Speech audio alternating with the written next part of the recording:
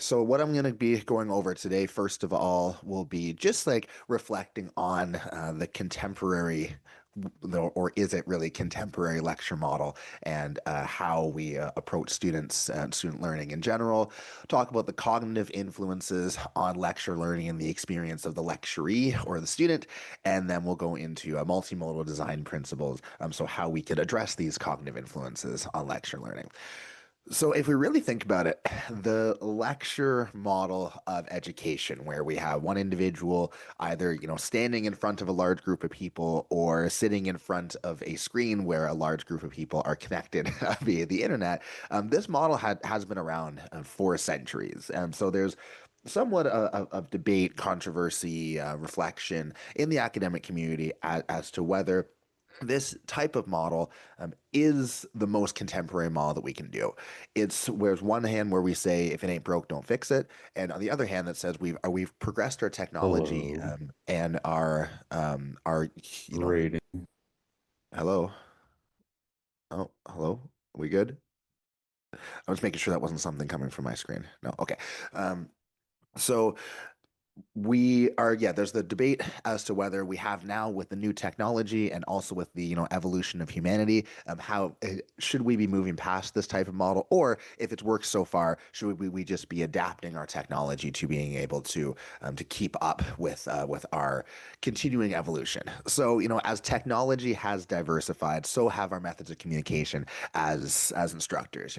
We started, or we've had the classic blackboard, we've moved through the whiteboard, we had the rotary or the carousel type of slide presentation.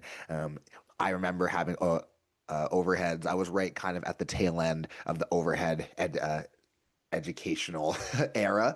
But we've moved past these things, and now we have digital learning. We have the ability to be projecting, full technological advancements to very large groups of people, whether we're doing that in person and we're projecting that onto a screen, or doing it basically in this sort of format right here, where we're presenting over like online media.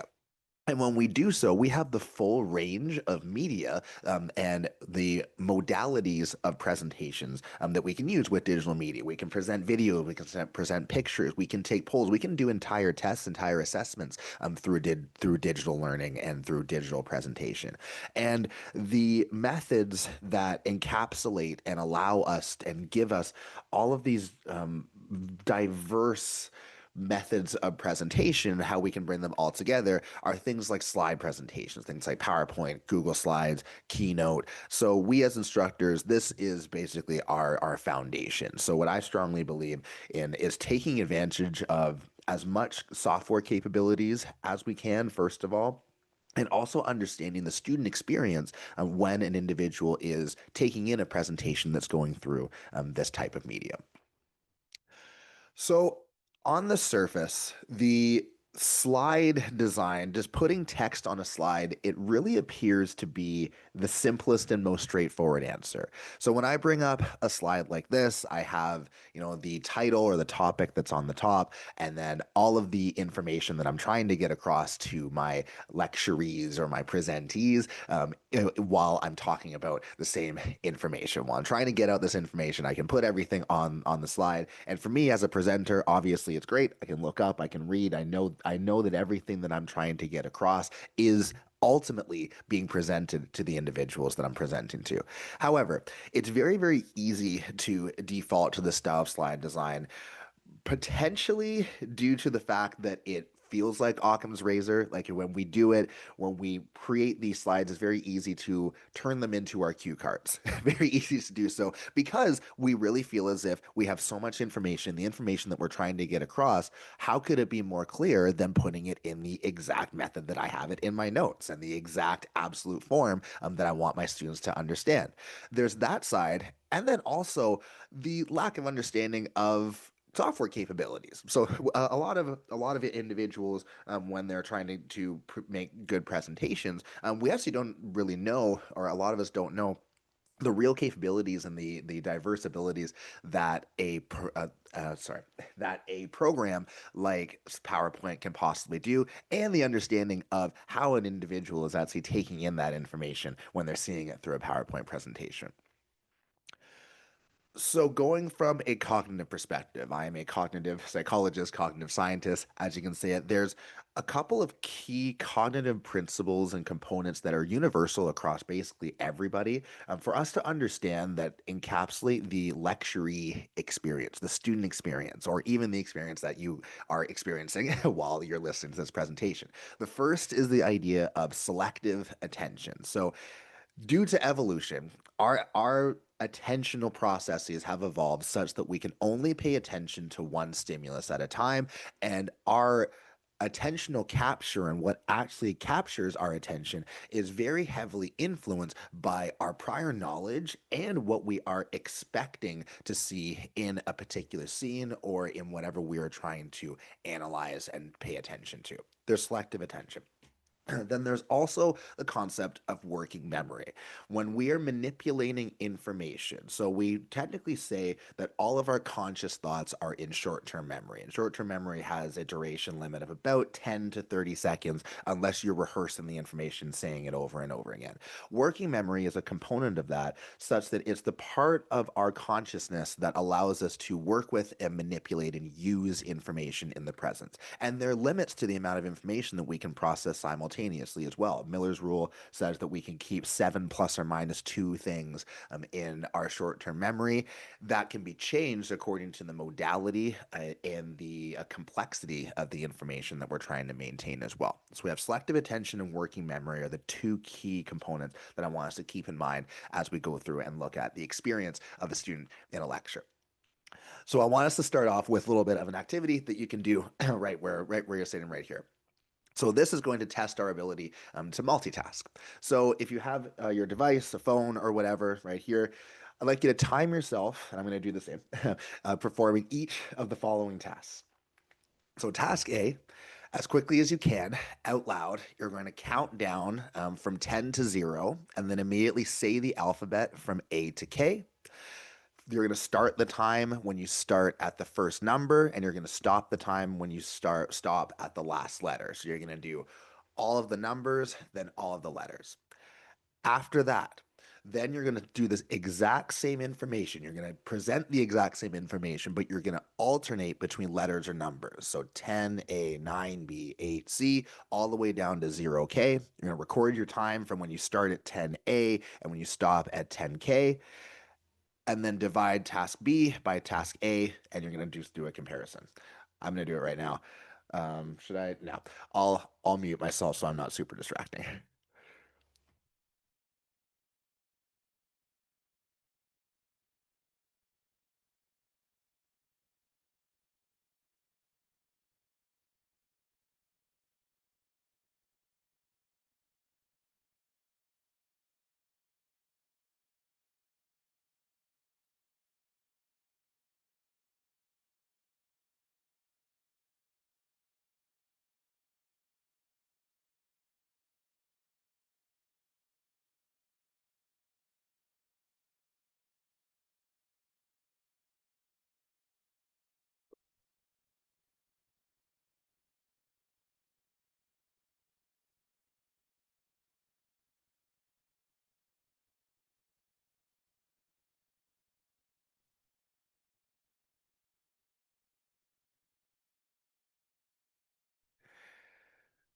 I'll give us a couple more seconds to finish up our time and do our calculations here.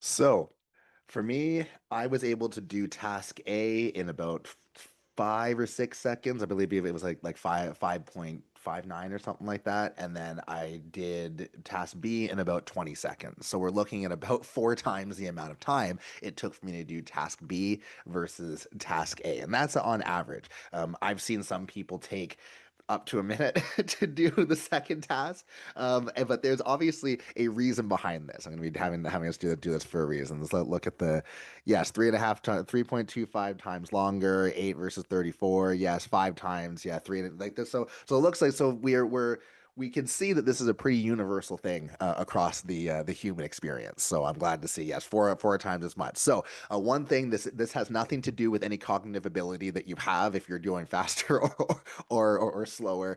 Don't feel like this is any sort of judgment on you. This is meant to be very, very difficult. So why is this difficult, and how is it that we're presenting the exact same information? We're saying the exact same quantity of letters and the exact same quantity of numbers in both tasks, but one of them takes a significant amount of time more.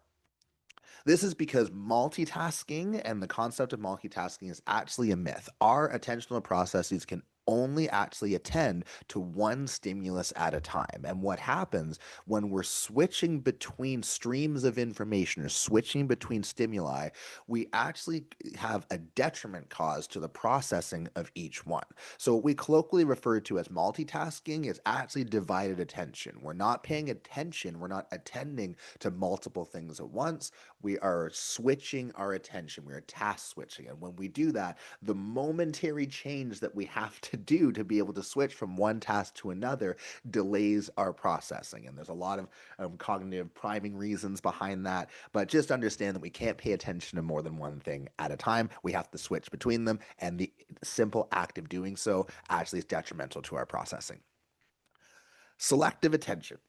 Looking at selective attention and what we actually attend to when we are analyzing a scene is influenced by both external factors, so actual absolute components of the stimulus itself, and internal factors, so things that we want to in what we expect to see in that situation. So first, we have stimulus salience. The noteworthy physical characteristics of the scene that we're trying to analyze are likely to capture our attention for a couple of different reasons. And then there's cognitive factors. So in cognition, we have this concept called a schema, which is basically what we expect to be perceiving and expect to be sensing when we are experiencing any sort of stimulus. So a schema can be as simple as what you expect to see visually. A schema can also just be a bias or a belief conceptually as well. It works on the micro scale, and it also works on a more conceptual macro scale as well. The stimulus salience and cognitive factors are the main two methods by which that we have our attention captured or how we have our attention guided when we're analyzing a visual scene. So these salient characteristics, the actual characteristics of a visual scene, can guide our attention. So Yarbus in 1967 did one of the original, I think if not the original, eye tracking experiment where they presented participants with this image of this painting and either asked them to free associate and just look at the scene and watch where their eyes went, or they gave them a particular task and watched to see if that changed the way that they analyzed the scene. So we can see under the free examination part of the experiment. We can see general kind of random movements of the eyes across the entire scene, but also a particular focus on certain characteristics or certain features of the scene itself. So we can see if you imagine these squiggles are saccades or movements of the eyes, and where it gets darker are places where an individual's eyes are focusing on more. If you superimpose that on the image that's above, we can see that in the free examination phase, they're looking a lot at individuals' faces. Why? Just because they're interesting to us. And then looking at the second part where they gave a particular task, that changed where their eyes were fixating and changed the location of the picture where they were looking because of the information that was actually important and salient to them. So, a couple of different processes that influence the way that we analyze visual scene this way. First is bottom up processing. So, anything that stands out without any expectation is going to catch our attention. So, colors and shapes, anything that is interesting that's interesting in its absolute form is going to catch our attention. Also the features of the scene that are relevant to our goals. So if we are just interested in figuring out what's going on in the image, we're just going to look at the faces because we are naturally, as humans, we are inclined to be looking at faces and figuring out what people are doing. and also relevant objects as well. So you can see when they ask them to estimate the material circumstances of the family, they're looking at their clothes, they're looking at the pictures that are on the wall, the objects. So we can see that the individual's goals completely changed what they were actually attending to in the visual scene. So this is the idea of salient characteristics and how the actual characteristics of the scene itself can influence what we're looking at and what grabs our attention. Then we have expectations or schemas. So when I present to you this scene, when you're scanning the scene, if I were to look at your eyes looking across, everything in this scene looks in place, looks normal, except for the printer sitting on the stove. And what we find in eye tracking experiments and just cognitive and perceptual experiments across the board is that we tend to look longer at objects that seem out of place. And why is that? Because we are constantly using prior knowledge and using expectation to allow us to process information faster. So, due to evolution, we as humans are cognitive loafers. So, we're trying to conserve as much energy as possible. So, because of that, we're always trying to figure out shortcuts and ways to easily process and efficiently process the information that we're trying to understand. So when I'm looking at this visual scene, I know it's a kitchen. So when I see things like a sink, I see things like a plate, all those things are going to be very easily processed. But as soon as something comes up that I'm not expecting, my brain has a momentary hesitation of, wait a minute, what is that? And that leads us to have to focus on it a little bit more and for a longer period of time to be able to understand it. So the idea of the salience of the information and also what we're expecting to see in the scene are very, very influential for how we analyze information, especially from a visual standpoint. It also works auditorily as well. So that's going from the attention perspective. Now we need to look at the memory perspective. When we are under cognitive load, when we are trying to take in a lot of information at one particular time, there's three components that a student, especially in a lecture, is going to be experiencing when they're under this cognitive load idea. Cognitive load, just in general, is borderline overstimulation, kind of. You can kind of frame it that way, but more so just in the way of we're trying to understand and take in all of the information and keep up. So when a student is in lecture, they're undergoing three particular processes or three particular parts of this concept called cognitive load. First is the intrinsic load of the information that they're trying to take in. Just understanding the inherent nature of the information. Whatever is up on the screen, whether I'm learning about psychology, whether I'm learning about physics, whether I'm learning about biology, whatever the nature of the information is, that's going to influence how heavy that information is going to load onto me and my cognition and how much of my cognitive processing it's going to take up. Then there's extraneous load. I need to be able to look at the screen or listen to the professor and figure out what information is relevant to me and what information is irrelevant to me and focus on information that I choose or I want or I decide or I expect to be processing and decide is the most important information. And then there's Germanic load. And Germanic load is the process of taking what I'm being presented now and trying to apply it and understand it according to prior knowledge or prior information that I've taken in before, whether that's prior knowledge of my entire life or the prior knowledge that I've been presented within this particular presentation itself. So that each of these three components play a very, very big role in how we as instructors should be understanding the student experience. First, looking at intrinsic load, we can't really change this because this is the information that we're trying to present. We have goals that we need information and content that we need to present as instructors, and the students need to know these things. So, without compromising the integrity of the content, we can't really change that. So, we'll leave that as is. Extraneous load, though, we can control. This is very, very much influenced by the format of the presentation. How are we presenting our information? What medium are we presenting our presentation? How much information are we providing to the students at a particular time? So we can control that. And the germane load, the thing about the germane load is this is how we consolidate information. Our brains are designed to figure out what things are important. And when we figure out what things are important, that makes things more likely to go into long term memory. I always tell my students, You're ultimately trying to trick your brain into thinking that the information that you're learning is important. If you can apply the knowledge to something that you already know, something you already understand, something that's practical, if you can trick your brain into thinking, hey, you're going to have to use this for something that is evolutionarily beneficial, like avoiding stress, if you can convince your brain the information is important, then you're more likely to consolidate that information and save it in a more strengthened representation in long term memory.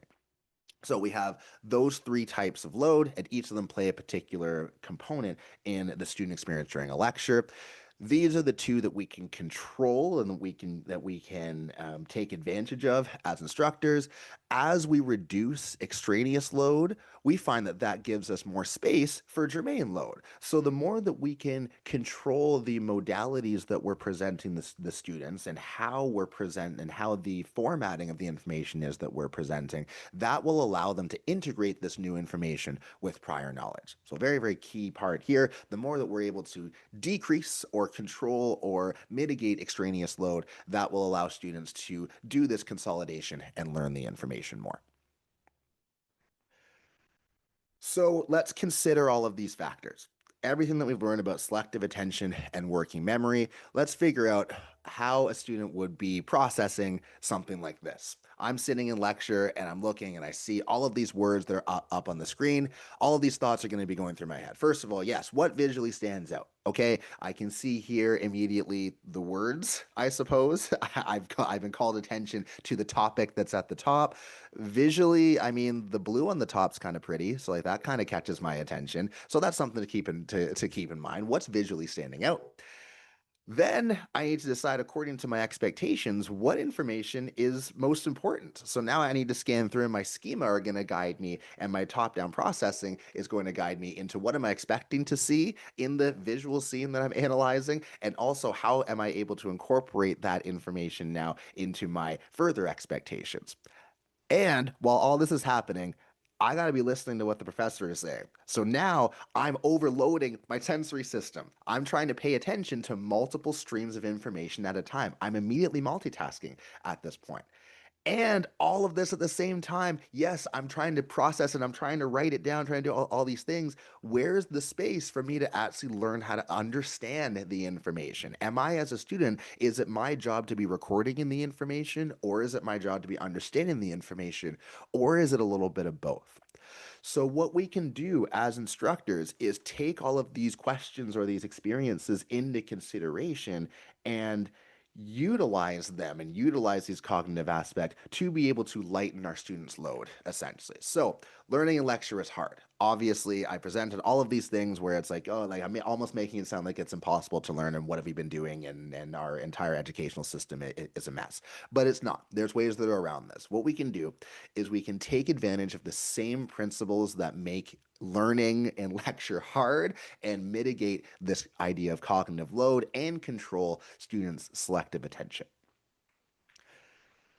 Through the idea of multimodal presentation, we can actually facilitate working and long term memory. So, multimodal presentation is taking text, speech, and graphics and spatially and temporally making them congruent. And what I mean by that is they should all be complementing each other in some way. So, remember the idea that I said about selective attention and how we can only pay attention to one stream of stimuli at a time. If I, as an instructor, am saying something that's completely different than the information that I'm presenting on the screen, that is presenting two different streams of information that my students will only be able to pay attention to one at a time. But we find through research that when information is presented redundantly between multiple different types of senses, it actually facilitates working memory because there's this thing called chunking. And when we are working with things in working memory, if we can find meaningful connections between things, we're able to maintain more information in working memory than we are trying to work with one bit of information at a time. It's like if I were to ask you to remember, we could remember seven different words. I could give you seven plus or minus two different numbers to remember, or I could give you 14 combinations of words like peanut butter and jelly, macaroni and cheese, Barnes and Noble. If you have meaningful connections between things, it allows you to juggle more things in your working memory. So what we're doing here is if we can create meaningful connections between the information, the stimuli that we're presenting, between what I'm saying, what the students are reading, and the visualizations and like the graphics that they're seeing, it allows them to, one, reduce their extraneous load because they're not having to filter through as much irrelevant information, at least irrelevant in a given moment. Everything becomes relevant at a particular time, and that allows for more space for understanding that germane load. So, looking at the concept of working memory, what can we do in our presentations to be able to decrease extraneous load? First is picture superiority, using meaningful images to help mental model construction. The classic, I'm going to put some picture up that's just a picture for the sake of being a picture, doesn't actually do anything for our students' understanding. If we're using pictures that are referring to specific concepts or adding supplementary information that's specific and congruent to the information that I'm trying to present, that can improve our ability to keep more information in working memory. So using good pictures and using relevant pictures and trying to lean on the side of graphics over text is going to be very, very beneficial to students' working memory. Also, contiguity. If we're able to closely align text and images in both space and time, it creates meaningful connections between them. So, and I say space and time in terms of if I have a particular concept that I'm trying to express through text, it should be physically near the image I'm trying to present to the students because of that idea of selective attention, right? If I can put these things closer together, it implies that they're a similar stream of information, and this works for both working memory and selective attention. Contiguity, if I closely align the text in both space and time, and I present things, if they're supposed to be together cognitively, if I'm supposed to understand these concepts together, I should be presenting them at the same time. And then also coherence. Try to avoid putting irrelevant visuals and unnecessary details on the slide. If your slide can survive without having something on it, like an image or even some sort of text, if you can still get the same amount of information out on your slide, you don't need it. You should only be putting necessary information on the slide because the more information that we put on, that increases extraneous load because students have to filter through things. Only keep super relevant information on our slides. So that's taking advantage of working memory. We have picture superiority, leaning on the side of graphics, contiguity, closely aligning text through space and time, and then coherence, want to avoid extraneous information. So that's on the working memory side. On the selective attention side, we need to facilitate students' attention to important information. Of course, all the information that we're presenting as instructors is important and we want them to understand everything, but we can't expect students to read our minds and know what's important. We need to guide their attention. So the first thing that I suggest for this is the concept of segmentation, incrementally building knowledge. I could have thrown all of this information up at you all at the same time, and in doing that, you're going to be focusing on what information you should be learning. You're trying to take in too much information all at the same time. You're going to stop listening to what I'm saying. But when I go like this and I start talking about only segmentation, you're able to focus a little bit better on what I'm saying and understand what the text is saying at the same time. So this is through the concepts of animations. If we use animations in our slides, it very, very much breaks down our slide presentations into digestible points. Also, the concept of signaling, drawing audiences' attentions to important parts of the slides through things like highlighting, boxing, or arrows. If I want someone to look at something, I point at it, and I don't have to point at it with my laser. I can use the screen. I can put boxes around things, or I can put arrows around things. I can highlight. If I want a student to look at something, or I want to connect certain ideas, make it obvious. You can do a big obnoxious arrow, and it literally tells you to pay attention to something. Also, avoiding excessive on-screen text with verbal narration. So the one part about multimodal presentation that almost like ironically kind of runs contrary to what I've been saying at this point. I know I've been talking about redundancy, right? And how if we would present redundant information, it allows us to process the information better. The one part of redundancy that we need to be that's particularly nuanced is the idea of language. So as I'm speaking, it's virtually impossible for you to listen to me and read something at the same time. You have a little bit of a better ability to understand like a graphic or an image as I'm speaking, but you having to understand and read language because of the concept of like an internal monologue or a phonological loop. And we're reading things, we're saying them to ourselves in our head. So language tends to block out language, that increases cognitive load. The less text that we can have on the screen, the minimal amount of text that allows for a easier ability to selectively attend to the information that matters. And then obviously looking at the idea and understanding that we cannot multitask. We need to avoid combining excessive text, narration, and images. We don't want to put too much on our screen. And when we do it, if we have a lot of information on our screen, we need to direct our students' attention to what we want them to be paying attention to at a particular time. So when we're making our slides, ultimately, we should be forming a narrative. It's not as if we are just throwing up everything on the screen and expecting our students to take in everything all at once. We're telling a story. A story builds step by step by step. And as we do that, it facilitates attention. So we have the selective attention side and the working memory side. And one more kind of hidden thing that I thought that's useful to address as well is slide accessibility. So this goes in the side of inclusivity, and it also goes in the side of facilitating working memory. We need to make sure that our slides are easily accessible and easily processed and sensed by our students as well. So we need to avoid the squint.